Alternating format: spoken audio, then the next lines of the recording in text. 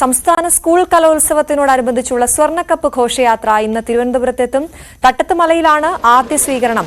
വൈകുന്നേരം 5 മണിയോടെ നഗരത്തിലെത്തുന്ന ഘോഷയാത്രയ്ക്ക് യുവജന വിദ്യാർത്ഥി സംഘടനകളുടെ നേതൃത്വത്തിലും സ്വീകരണം നൽകും. പുത്തരിക്കണ്ടം മൈതാനത്ത് തയ്യാറാക്കിയിരിക്കുന്ന കലവറയിലെ പാലുകാച്ചൽ ചടങ്ങും രാവിലെ നടക്കും. പഴയിടം മോഹനൻ നമ്പൂതിരിയുടെ നേതൃത്വത്തിലാണ് കലവറ ഒരുങ്ങുന്നത്.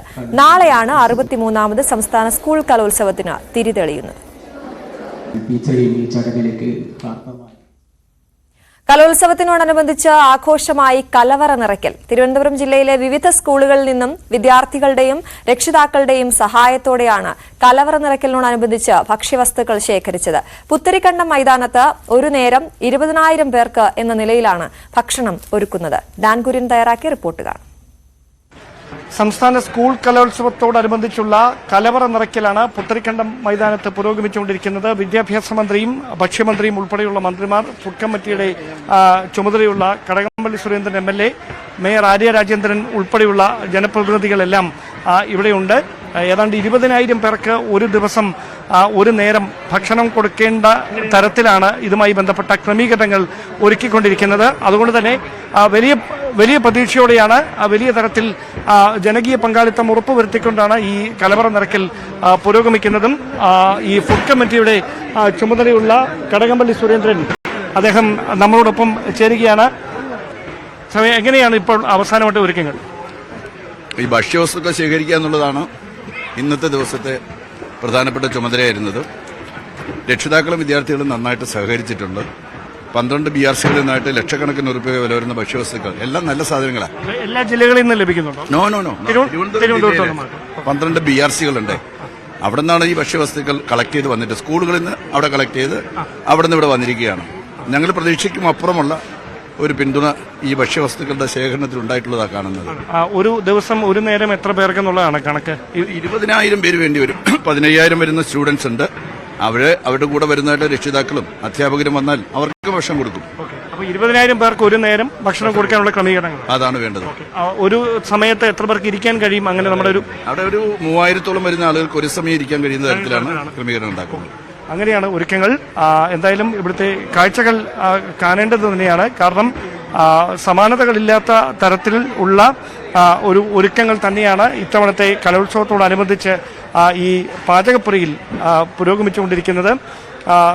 തിരുവനന്തപുരം ജില്ലയുടെ വിവിധ ഭാഗങ്ങളിൽ നിന്ന് രക്ഷിതാക്കളും വിദ്യാർത്ഥികളും ശേഖരിച്ച ഭക്ഷ്യവസ്തുക്കൾ, അതോടൊപ്പം മറ്റുള്ളവർ ഈ കലോത്സവത്തിന് പിന്തുണ അറിയിച്ചുകൊണ്ട് ട്രേഡ് യൂണിയനുകൾ, അതോടൊപ്പം മറ്റ് സംഘടനകളൊക്കെ രംഗത്തെത്തുന്ന ഒരു സാഹചര്യമുണ്ട്. അവരുടെയൊക്കെ ഒരു ശ്രമദാനത്തിന്റെ ഫലമായിട്ടാണ് ലക്ഷക്കണക്കിന് രൂപ വില വരുന്ന ഭക്ഷ്യവസ്തുക്കൾ ഇവിടേക്ക് ഈ കലോത്സവം നടക്കുന്നതിനോടനുബന്ധിച്ച് ഈ പുത്തരിക്കണ്ടം മൈതാനത്തെ തയ്യാറാക്കിയിരിക്കുന്ന ഈ പാചകശാലയ്ക്ക് സമീപത്തേക്ക് കലവറയിലേക്ക് എത്തിച്ചിരിക്കുന്നത്.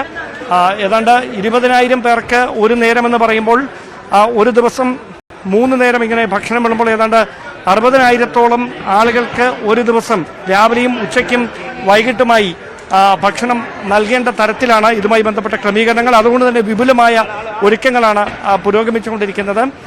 അടുത്ത ദിവസം 3-ാം തീയതി മുതൽ തന്നെ വിവിധ ജില്ലകളിൽ നിന്ന് വിദ്യാർത്ഥികളും രക്ഷിതാക്കളും ഇവിടേക്ക് എത്തിത്തുടങ്ങും.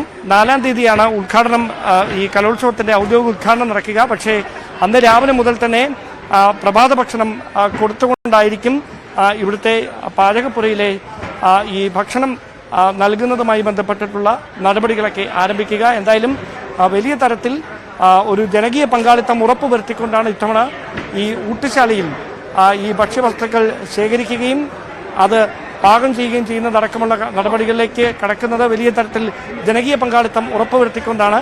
അത് വിദ്യാഭ്യാസ വകുപ്പിന് വലിയ തരത്തിൽ പ്രതീക്ഷ നൽകുന്ന ഒരു കാര്യം തന്നെയാണ്. കാരണം ലക്ഷക്കണക്കിന് രൂപ ചെലവ് വരുന്ന ഒരു സംഘാടനത്തിലടക്കം വലിയ തരത്തിലുള്ള സാമ്പത്തിക ചെലവ് വരുന്ന ഒരു കാര്യത്തിൽ രക്ഷിതാക്കളുടെയും വിദ്യാർത്ഥികളുടെയും സഹകരണം ഉറപ്പുവരുത്താൻ കഴിഞ്ഞതിലൂടെ വലിയ ചെലവാകുന്ന, അല്ലെങ്കിൽ ലക്ഷക്കണക്കിന് രൂപ ചെലവാകുന്ന ഭക്ഷ്യവസ്തുക്കൾ സൗജന്യമായി ഈ കലവറയിലേക്ക് എത്തിയിരിക്കുന്നു എന്നതാണ് ഈ കലവറ നിറയ്ക്കൽ എന്ന ഒരു പരിപാടിയിലൂടെ അത് ഫലം കണ്ടത് എന്ന് തന്നെയാണ് അതിന് നേതൃത്വം നൽകുന്ന അധികൃതരൊക്കെ വ്യക്തമാക്കുകയും ചെയ്യുന്നത്. എന്തായാലും അടുത്ത ദിവസമാണ് ഈ കലോത്സവത്തോടനുബന്ധിച്ചുള്ള സ്വർണ്ണക്കപ്പ് ഘോഷയാത്ര അടക്കം ഇവിടേക്ക് തലസ്ഥാനത്തേക്ക് എത്തുകയാണ്. അതുമായി ബന്ധപ്പെട്ട ഒരുക്കങ്ങൾ മറുവശത്ത് പുരോഗമിച്ചുകൊണ്ടിരിക്കുകയാണ്. 63ാമത് സംസ്ഥാന സ്കൂൾ കലോത്സവത്തിന് തിരിതെളിയാൻ ഒരു ദിവസം മാത്രം ബാക്കി നിൽക്കുമ്പോൾ ഇവിടെയും പാചകപ്പുരയിലും ഒരുക്കങ്ങൾ അവസാന ഘട്ടത്തിൽ പുരോഗമിച്ചുകൊണ്ടിരിക്കുകയാണ്. ക്യാമറമാൻ സി വിനോദിനൊപ്പം ഡാൻ കുര്യൻ, ന്യൂസ് 18.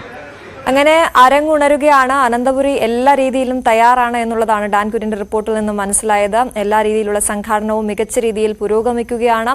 കുട്ടികളെ വരവേൽക്കാനായി, അതിഥികളെല്ലാം വരവേൽക്കാനായി ആതിഥേയരായി തലസ്ഥാനം ഒരുങ്ങിക്കഴിഞ്ഞു എന്നുള്ളതാണ്.